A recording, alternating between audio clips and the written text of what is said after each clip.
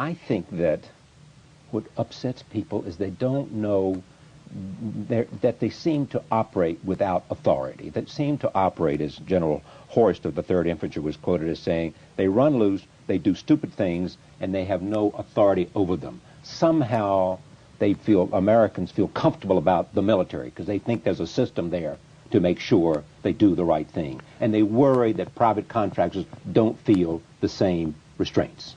I won't deny. I won't deny that early in the contingency or the support the 04, 05 in Iraq, the growth of private security companies in Iraq operating was significant. Like I said, 170 some companies operating there. The level of oversight from all the organizations, whether they were coalition partners, DOD, Department of State. There's a whole host of people that were hiring contractors. The level of oversight and visibility of those varied greatly. I can tell you, since we've been a contractor for DOD, for Department of State, for reconstruction efforts for NGOs, the level of visibility, transparency, the vetting we have to do in the front end, and the incident reports and the reporting, all dictated by contract for the State Department, is actually the highest in the country of Iraq. It is actually the gold standard that we have to operate to. So yes, I agree. General Horst is probably accurate when he says there's a lot of, there were some bad actors, and it gave us all a bad name. That's why we support very good accountability. We support contract officers that make good decisions and fire bad vendors that don't hold to a standard. What impact is all of this investigation, the ongoing investigation into September 16th, all the other things that have been brought to bear, the congressional investigation and others, congressional oversight, going to have to do with the way you run Blackwater? Has it caused you to think twice about this? Has it caused you to say, we got to make sure that if people are making mistakes over there, if people are acting like cowboys, if people are arrogant, not all of them, but some rotten apples, we got to make sure that the system doesn't allow that? I'm still confident with the recruiting, vetting, training, equipping processes that we've used to put good folks over there. I still have very good confidence in our leadership. I would tell you that we were hired, we were asked by the U.S. government to compete for these kind of bids. They needed significant high-end security personnel to protect their diplomats. I didn't start the company to be a security company. I started to be a training and that kind of support company. So, but as a security company, it is said that you have made and been paid since 2005 close to $1 billion. Total revenue could be that much. I'm not sure what the number is. So security business has been good for Blackwater. It has been a big part of the business, but it's definitely not all the business. Okay, but I mean that's where that's where the focus is, and that's where the largest part of the revenue is. A big bulge in growth, but our core, we are still trainers, logisticians, aviation support guys, defense technical services, doing good work in difficult places. The relationship with the military, though, how do you think the military looks at private contractors? Well, they use far more than the Department of State does for security, for the generals. So there's no tension between the military and Blackwater?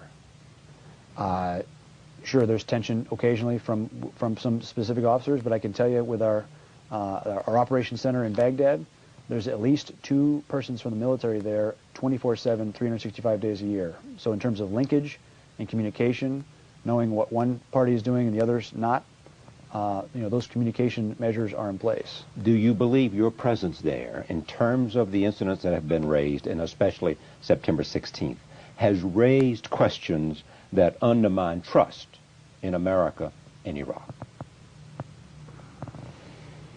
I don't know about that, but I do know with most members of the DOD, with the Army, with the Marine Corps, folks we interact with around Baghdad, they have high confidence in our guys. I'd say my proudest professional moment was I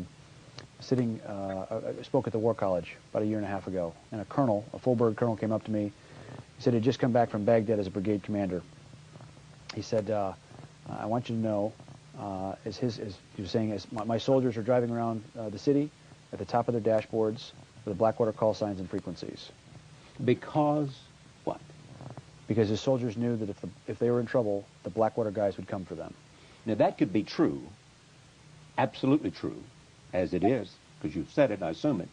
And at the same time, something terrible happened on September 16th, and maybe in some other incidents, in which some people who went overboard, who didn't adhere to what you believe Blackwater ought to stand for, and did some terrible things, and some innocents were killed. And that's right, and it's possible accidents happen. I think if you go back and check the media reports since September 16, there's been a very, very large amount of accidental civilian deaths from DOD operations as well. Bombs dropped on houses, fighting. I know of at least 25 or 30 civilian deaths from DOD operations in the greater Baghdad area, and I think that's a low number. Your idea is that war brings out the darkest side, and things happen. That's right, and we don't get to choose when we're attacked. Our guys have to run the same gauntlets again and again and again, and the bad guys, as I described in the previous week, they attack us on a regular basis. I'm not saying our guys are perfect, they're not angels. I'm saying we vet them, we hold them accountable in little things, we hold them accountable in big things. We can't do any more than fire them and fine them, and we welcome FBI investigation to establish what happened to the best of their ability. Do you believe, because of all the attention, the survival of Blackwater as a private security firm, not as a training facility for police and others, is at stake?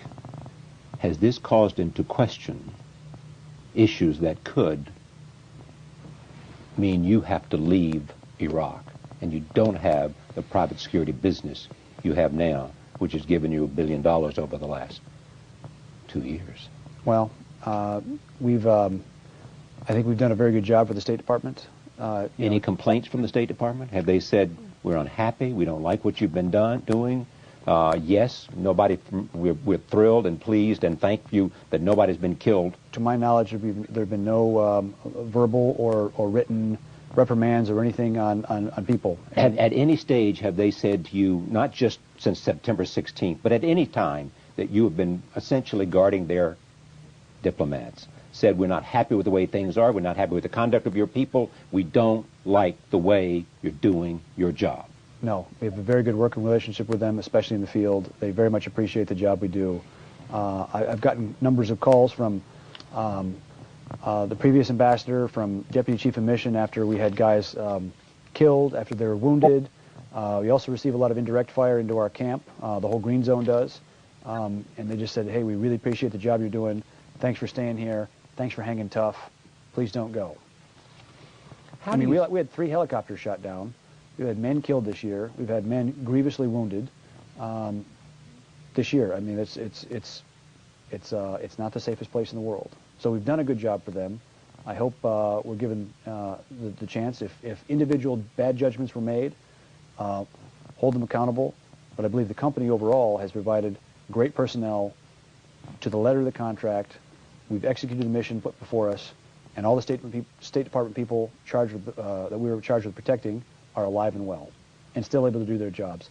I know it'd be hard for the State Department to recruit other people to come over and do reconstruction work if there was, some of them were going home in coffins. If some of the State Department diplomats were going home in coffins. Right. What happens if you are forced to leave Iraq? That as a result of all this, they say, no Blackwater, no private contractors, it's not working. Not to you, but over there. What will be the consequences in your judgment? You'd have a significant reduced ability for the U.S. government to operate there. Reduce ability for the American government to operate? You'd reduce the ability for the U.S. government to operate in Iraq. There's a lot of those core functions, not core, but so you don't know what would functions. happen if, in fact, Blackwater leaves. You think Blackwater is providing such an essential function? We provide an important support function.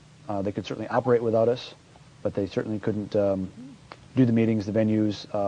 They couldn't do as much as they do now.